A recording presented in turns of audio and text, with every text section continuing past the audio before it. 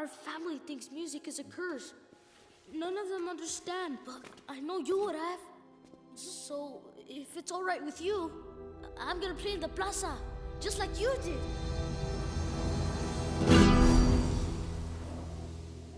Eu sou escritor e eu amo a Pixar. Se tivesse a oportunidade de trabalhar lá, largaria qualquer outra carreira e ainda assim não sentiria como se estivesse abandonando os meus sonhos. Porque a Pixar faz exatamente o que eu sempre tento fazer com os meus livros: transmitir mensagens positivas através de histórias incríveis. Ao longo de mais de 10 anos escrevendo, uma das maiores lições que eu aprendi sobre literatura foi essa: o mundo precisa de histórias felizes. E a Pixar sabe disso tão bem quanto eu. Desde que o primeiro Toy Story veio ao mundo, em 1995, o estúdio vem se especializando em contar histórias cada vez mais profundas. A Pixar não só introduziu ao mundo uma nova forma de contar histórias, mas marcou gerações inteiras com personagens que se tornaram ícones da nossa cultura. E sem dúvida, levou felicidade a milhões de pessoas. Em 2020, a Pixar alcançou a impressionante marca de 23 longa-metragens de animação. Filmes que encantaram e vão continuar encantando gerações após gerações. E se você ainda não assistiu cada um desses 23 filmes, meus parabéns! Que bom pra você! Isso significa que você ainda tem algumas experiências incríveis pela frente. São muitos os temas tratados pela Pixar, mas alguns são muito mais recorrentes do que outros. Valente nos ensina que somos responsáveis pelas nossas escolhas, e nosso futuro só pode ser forjado por nós mesmos. Em Vida de Inseto, um bando de formiguinhas nos ensina o valor do trabalho em equipe e como somos invencíveis ao lado dos nossos companheiros. E é claro, em Os Incríveis, a família Pera nos ensina que nossa família é nosso maior tesouro e sempre somos mais fortes ao lado dela. Essas são lições valiosas que crianças devem aprender e adultos não podem esquecer. E a magia da Pixar está em justamente conversar com esses dois mundos tão distintos, mas que às vezes têm as mesmas necessidades.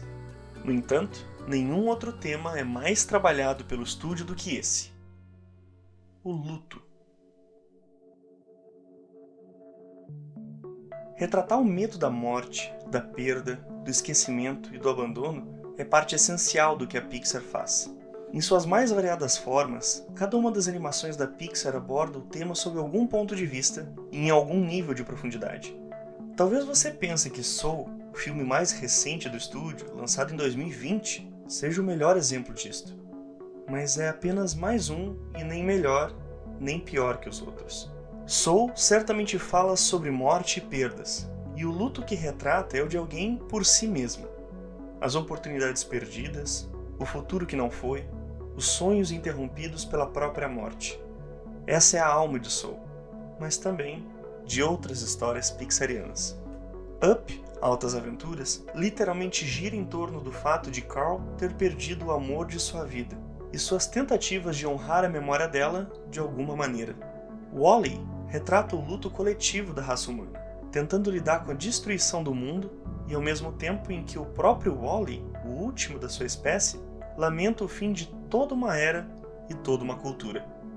Em Procurando Nemo, Marlin ainda não terminou de superar a perda da mulher e da família quando precisa lidar com o desaparecimento do seu último filho.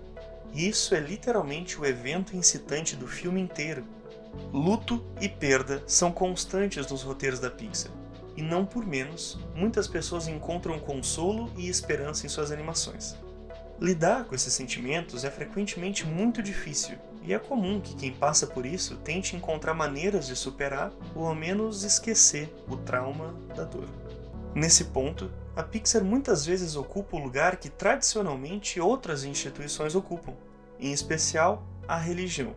Por isso, enquanto um admirador apaixonado do estúdio e ferrenho estudante do espiritismo, decidi falar sobre o que, para mim, é o filme mais relevante da Pixar em termos de compreender a morte.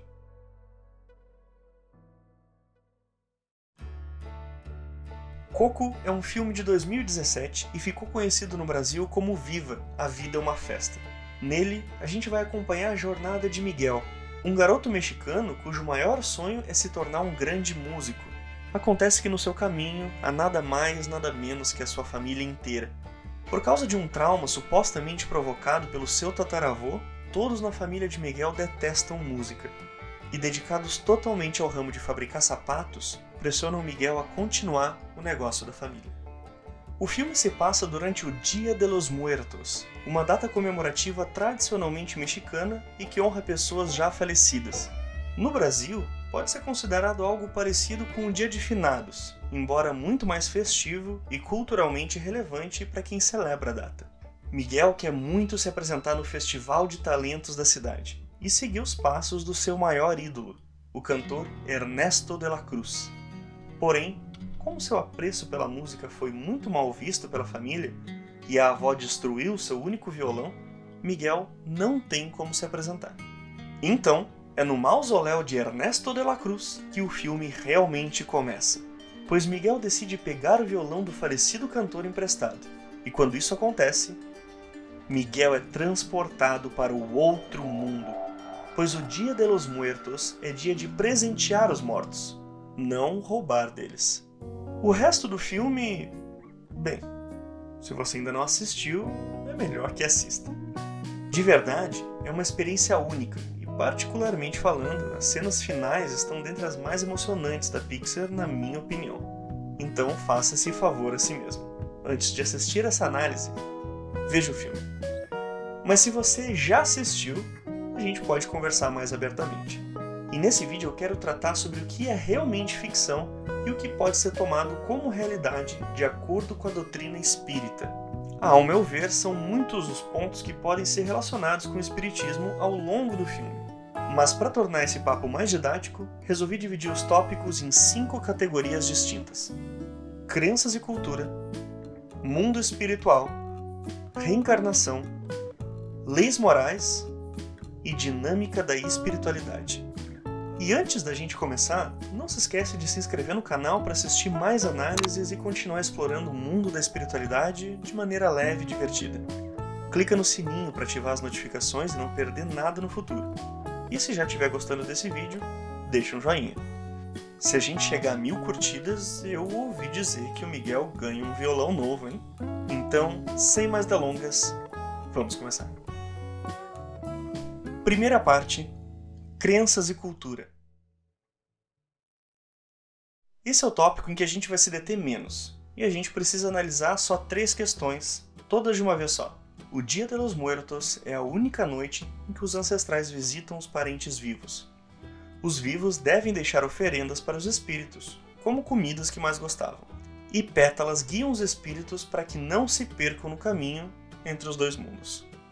Todos esses pontos fazem parte da cultura do Dia de los Muertos, celebrada principalmente no México.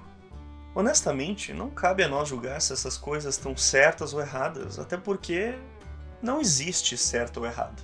O que existem são interpretações e uma verdade maior, que, na minha opinião, ninguém conhece ao certo. O que a gente pode fazer com esses pontos é meramente comparar com o que o espiritismo considera real. Por exemplo, a doutrina espírita diz que os espíritos são livres para visitar os entes queridos, desde que haja merecimento e responsabilidade. E essa oportunidade não se limita a um dia específico. Também diz que os desencarnados não têm necessidade de rituais para interagir com os encarnados. Tudo depende da sintonia de pensamento entre os espíritos, mas se alguma das partes tem necessidade de certas ritualísticas para ajudar na concentração dos pensamentos, tudo bem também. O desapego da matéria depende de uma série de fatores, e como cada espírito é uma individualidade cheia de complexidades, não nos cabe enumerar o que é real ou mentira, necessário ou demasiado nos rituais de um povo ou de uma cultura. Então, o que Viva nos mostra sobre o Dia de los Muertos merece ser apreciado como um festival bonito, alegre e emocionante, sem julgamentos de qualquer tipo. Por isso, esse primeiro ponto é bastante breve, e a gente vai mergulhar de verdade na análise a partir de agora.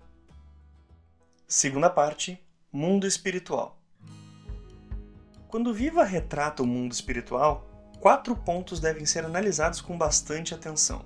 Colônias espirituais estão frequentemente ligadas a locais materiais. Os espíritos habitam tanto o mundo material quanto o etéreo.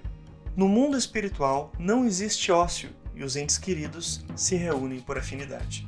E por fim, zonas inferiores são representadas no filme como um local de esquecimento.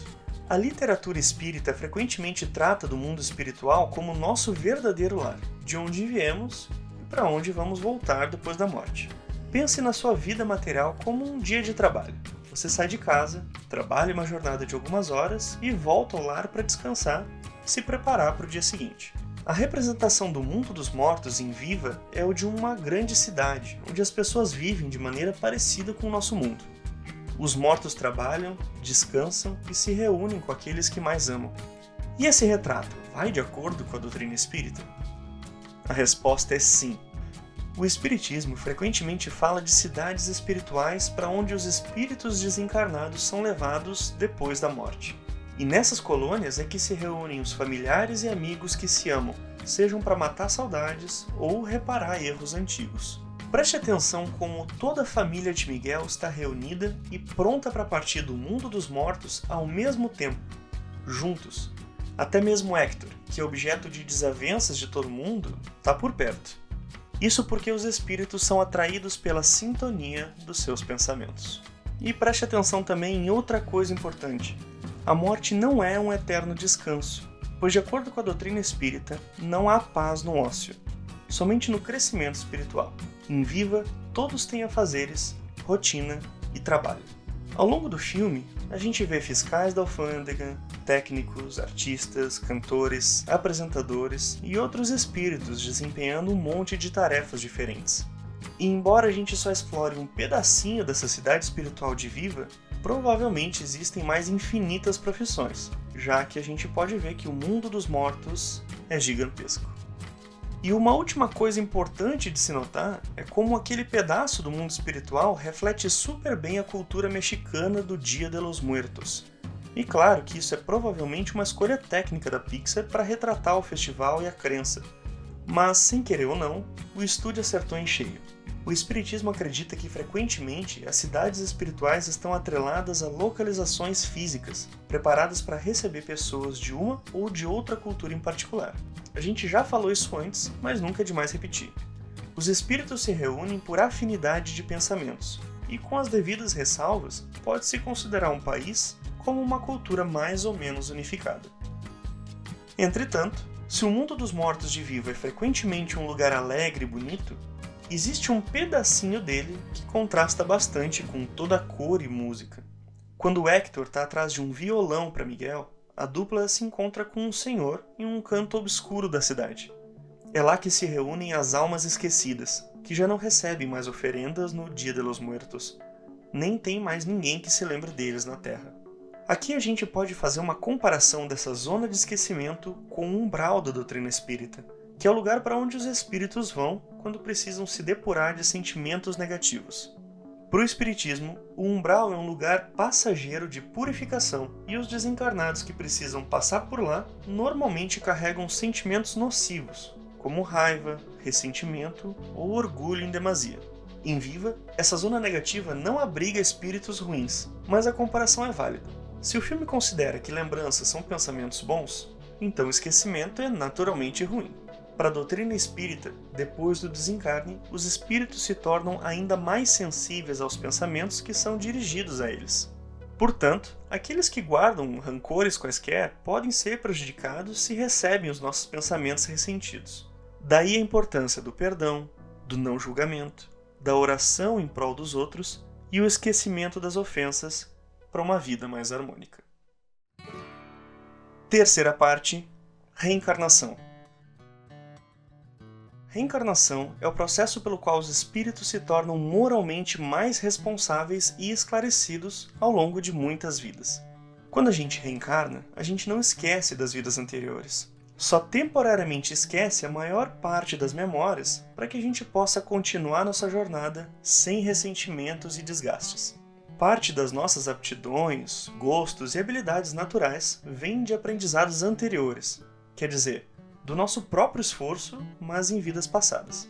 Naturalmente, isso também implica que a cada nova existência, a gente enfrenta nossos próprios medos e defeitos, para que a gente possa domar as más inclinações recorrentes na nossa personalidade. Essas oportunidades de evolução vêm na forma de dificuldades a serem superadas no dia a dia.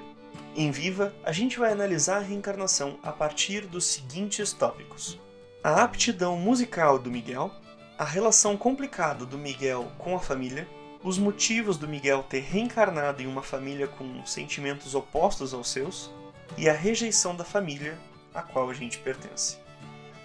A primeira pergunta que a gente vai responder é essa. Se o Miguel tem aptidões musicais tão fortes, por que ele reencarnaria em uma família que odeia a música e o proíbe de exercer? E a resposta é bastante simples. Porque é essa dificuldade que vai moldar o caráter dele e testar os limites da sua persistência.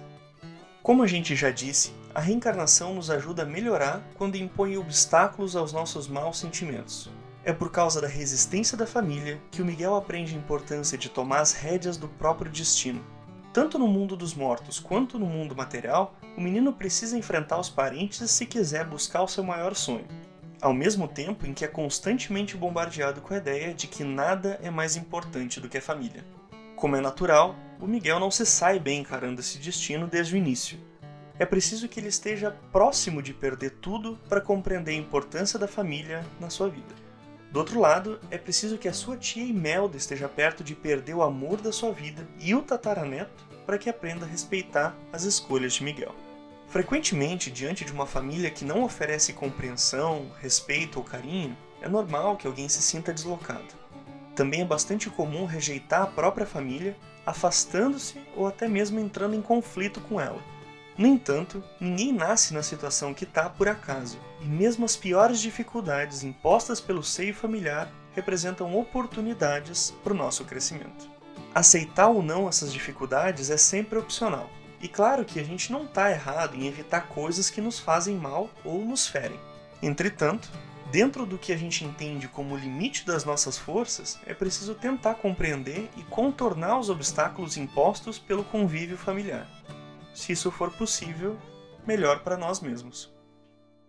Um último ponto bastante interessante de se especular também gira em torno da aptidão musical do Miguel e a necessidade de reencarnar dentre pessoas que odeiam música. A história da sua família está intimamente ligada a uma injustiça que elevou Ernesto de la Cruz à fama e apagou Héctor Rivera do coração dos seus parentes. Uma vez que a jornada de Miguel culmina na correção dessa situação, não é de todo mal imaginar que essa era a missão de Miguel. Reencarnar com a missão de corrigir um mal ou instruir alguém é algo comum para a doutrina espírita, e nos dá uma outra perspectiva bastante diferente da aventura toda. Quarta parte, leis morais. Todos nós temos livre-arbítrio. Isso significa que a gente pode fazer tudo e qualquer coisa que a gente queira, mas nem tudo nos convém de fato fazer. Quer dizer, por exemplo, que se eu quiser roubar um violão, eu posso, mas não me convém, porque isso faria mal a outras pessoas e a mim também. Em Viva, as leis morais surgem na forma dos seguintes tópicos que a gente vai analisar agora. Os espíritos são categorizados de acordo com seu nível de esclarecimento. Ernesto consegue enganar o mundo dos mortos fingindo ser uma boa pessoa. Lei de causa e efeito. Aprender pela dor ou pelo amor. Merecer ou não perdão, a dinâmica da lembrança versus esquecimento. Lembranças boas, saudade e oração fazem bem aos mortos. Anotar os erros, não. É preciso colocar ressentimentos de lado pelo bem maior. Espíritos são atraídos pela lei de sintonia. Héctor e Miguel, avô e neto. Tradição familiar versus chamado maior. Eu quero começar dizendo que é impossível categorizar os espíritos de acordo com sua evolução moral, ou pelo menos totalmente. Como cada pessoa traz em si uma combinação infinita de virtudes, defeitos, aprendizados e recomeços, ninguém é igual a ninguém. Literalmente falando, ninguém carrega a mesma bagagem de experiência ao longo de sucessivas encarnações. E mesmo que duas pessoas cheguem ao mesmo ponto de esclarecimento moral, os caminhos que percorreram foram diferentes um do outro. Sendo assim, mesmo que Kardec nos ofereça uma escala espírita e categorias de espíritos nas obras básicas, é importante notar que essa escala só tem fins didáticos. No entanto, se a gente não pode admitir rótulos ou níveis de evolução delimitados para inúmeros espíritos, a gente pode entender que existe sim uma hierarquia, e ela obedece ao tanto de esclarecimento moral que uma pessoa já adquiriu. No mundo dos espíritos, trabalha mais aquele que está mais no alto, que é acima de tudo para dar exemplo. Assim, a espiritualidade é uma versão melhorada e muito mais organizada do nosso mundo, sem discrepâncias. Nada escapa da sabedoria dos espíritos mais evoluídos, que administram seus irmãos em crescimento com bondade, carinho e justiça. Em Viva, a hierarquia dos espíritos escala conforme o nível de lembrança que esse espírito conserva na Terra. Pessoas como Ernesto de la Cruz, por exemplo, são extremamente populares e poderosas, já que são queridas e bem lembradas pelos vivos na Terra. Como esse sistema é falho, Ernesto consegue viver décadas de poder enquanto esconde sua verdadeira essência, que é cheia de defeitos bastante graves. Tal coisa jamais aconteceria na vida real, visto que o espírito esclarecido supera em inteligência e perspicácia aquele que ainda está trilhando o caminho da melhoria moral. A lei de causa e efeito dá a oportunidade dos espíritos aprenderem com os próprios erros, e isso significa que o bem que a gente faz de coração também é convertido em bem para nós mesmos, e o mal em mal. Mas para crescer com esses erros, a gente tem sempre duas opções: aprender pelo amor ou pela dor. Em Viva, temos exemplos muito claros dos dois casos. Imelda guarda rancor de Hector há décadas, inclusive se recusando a ouvir a versão do seu ex-marido sobre o que de fato aconteceu em vida. Esse rancor se perpetua através de gerações na forma de ódio pela música, e acaba por afetar o seu tataraneto Miguel. No entanto, ao longo da aventura do filme, a Imelda se depara com uma oportunidade de perdoar os erros do Hector e se livrar do ressentimento. Dá a sua bênção para o Miguel voltar para casa sem impor nenhum obstáculo à sua ambição musical. Ao desenrolar da história, Imelda chega bem perto de perder Miguel e Hector, e ela aproveita essa ocasião para rever seus maus sentimentos e se livrar deles. Já Ernesto de la Cruz não segue o mesmo caminho. Apesar de ter a oportunidade de se redimir com Hector ao salvar o amigo e o seu tataraneto, o cantor nega auxílio à dupla e ainda dificulta a vida deles, os jogando em um buraco, sem ter como sair de lá. Essa era claramente uma oportunidade de evoluir através da reflexão e do amor. Mas como Ernesto a desperdiçou, a lei de causa e efeito funcionou e sua lição chegou da maneira mais dura. No fim do filme, além de ter todos os seus planos frustrados e o seu prestígio destruído em público, Ernesto é esmagado por um sino gigante, que foi exatamente a maneira como ele morreu da primeira vez. E se com isso ele não entender que estava errado, fica difícil, né?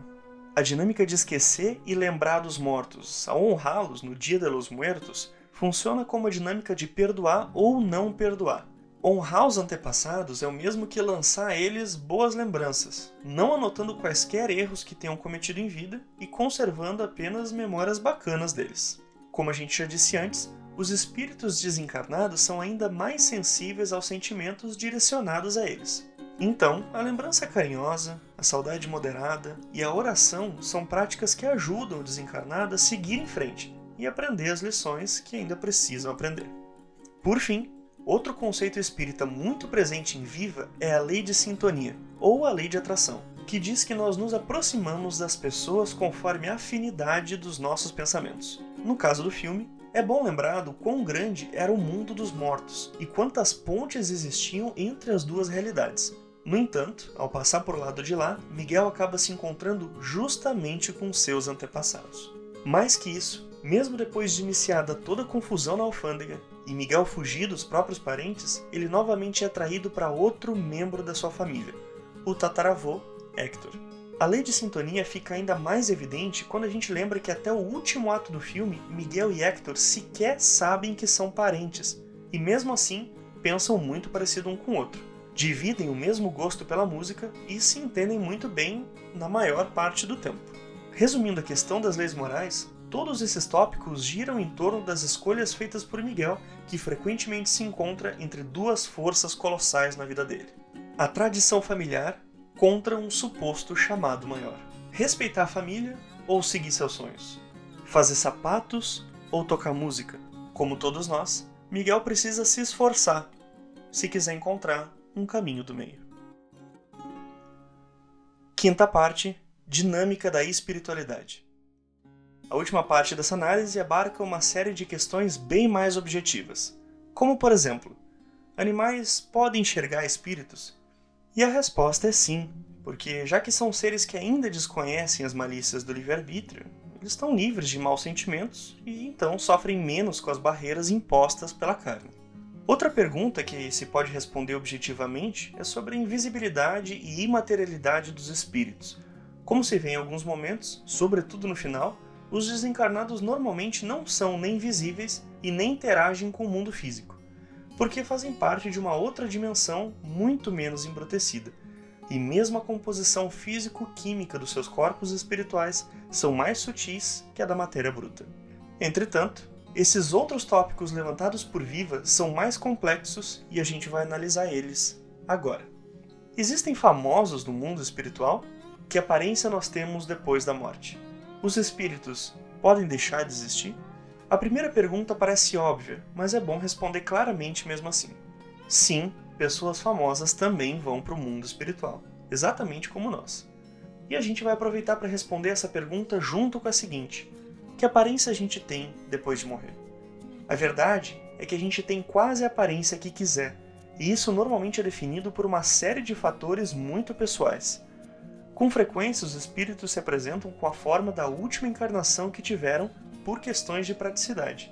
Mas assim que passam a ter controle sobre a própria aparência, frequentemente escolhem uma forma que representa algo bom. Portanto, se uma pessoa famosa vai manter o nome e a aparência de celebridade, depende do orgulho que tem dos atos que cometeu quando tinha esse nome e esse rosto. Pensa na tua própria vida. Se ela acabasse hoje, tu teria orgulho de se apresentar do jeito que tá? E se descobrisse que uma das suas vidas anteriores foi significantemente mais positiva, caracterizada por mais trabalho, mais crescimento, mais esforço em ser uma boa pessoa, que rosto você usaria? Pense nas suas aparências como pensa nas roupas que guarda no armário. Com frequência, a gente veste as camisas pelas quais tem mais carinho, né? Para encerrar esse vídeo, deixei uma das perguntas mais comuns de se ter quando se assiste Viva já estando familiar com o conceito de reencarnação. Afinal, espíritos podem deixar de existir? E a resposta objetiva é não. No filme, quando uma pessoa já não é mais lembrada por ninguém vivo, ela literalmente desaparece. E esse é o drama de Hector, que ainda existe apenas na lembrança da sua filha, Inês. Como Inês é muito velhinha e está perto do fim da vida, a memória dela já começa a falhar. E Hector está bem próximo de desaparecer. Para o Espiritismo, isso não é possível. Todos nós tivemos um começo, quando fomos criados absolutamente simples e ignorantes de tudo, mas não temos um fim. Ao longo de sucessivas encarnações, a gente vai se melhorando, crescendo e se tornando pessoas mais esclarecidas. E esse aprendizado é tão grande quanto o próprio universo. Infinito. Por isso mesmo que, ao assistir Viva pela 1000ª vez, acabei criando uma teoria bastante interessante. E se no filme, quando um espírito é totalmente esquecido e desaparece, ele na verdade estiver reencarnando? O que vocês acham dessa teoria? Eu particularmente gosto bastante dela, porque, como eu disse lá na introdução, Viva é um legítimo longa-metragem da Pixar, que apesar de lidar com assuntos profundos, sabe ser leve, otimista e trazer mensagens positivas para o espectador. Para mim, a noção de reencarnação é uma ideia muito mais feliz do que a de desaparecimento completo. Mas eu quero saber a sua opinião. Me diga aí nos comentários, ou deixe a sua própria teoria sobre Viva, que eu vou adorar ler e responder.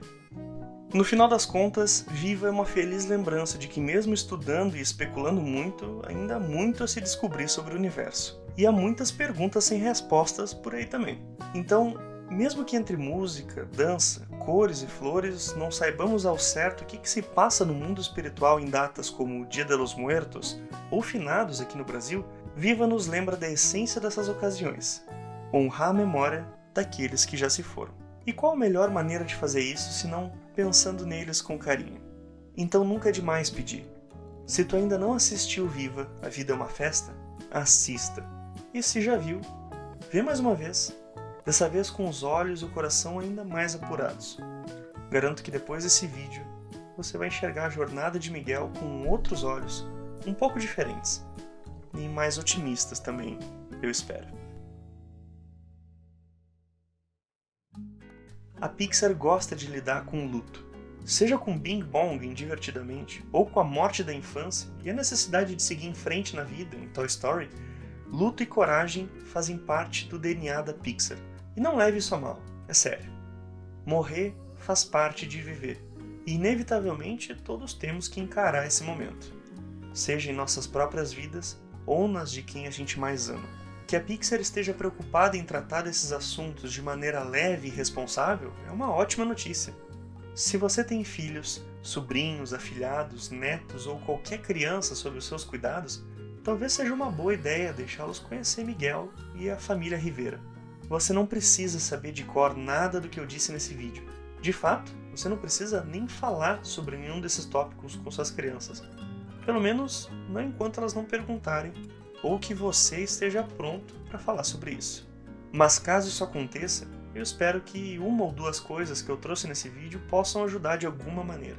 E espero que quando a sua criança toque nesse assunto, seja por pura curiosidade, depois de se divertir um monte por ter assistido Viva. Provavelmente vai ser mais fácil assim, enquanto vocês podem juntos tratar desse tema cantando Lembre de Mim.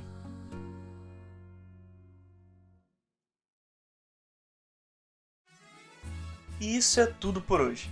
Lembrem-se que a intenção desse vídeo não é trazer nenhuma verdade absoluta sobre a morte ou as obras da Pixar, e não passam da minha interpretação desse filme maravilhoso. Talvez você também entenda bastante de espiritismo e discorde de mim em vários pontos. Ou talvez seja um super fã da Pixar e faça uma análise completamente diferente da minha sobre os tópicos que eu levantei assistindo Viva. Tá tudo bem. Vamos sempre lembrar que nós somos espíritos diferentes, com bagagem e experiências distintas, e mesmo que um dia a gente chegue ao mesmo lugar, nossas jornadas podem seguir estradas bem distantes. Dentre muitas outras, essa é uma lição que eu aprendi com o Miguel. Uma lição que eu aprendi com a Pixar. Se gostou desse vídeo e quiser ver outros, me diz nos comentários qual é o próximo vídeo que eu deveria analisar sob a luz do espiritismo. E se tu tem ideias diferentes sobre Coco, me fala também. Não esquece de se inscrever no canal para não perder nenhuma novidade desse nosso diálogo entre espiritualidade e ficção. E claro, clica no sininho para receber a notificação sempre que sair vídeo novo. Recomenda para os amigos. Talvez um deles esteja precisando ouvir alguma coisa que eu trouxe nessa análise e tu não vai estar ajudando só a mim, mas ao seu amigo também. Que é bem legal, né? Muito obrigado pela atenção e que os bons espíritos estejam com vocês sempre.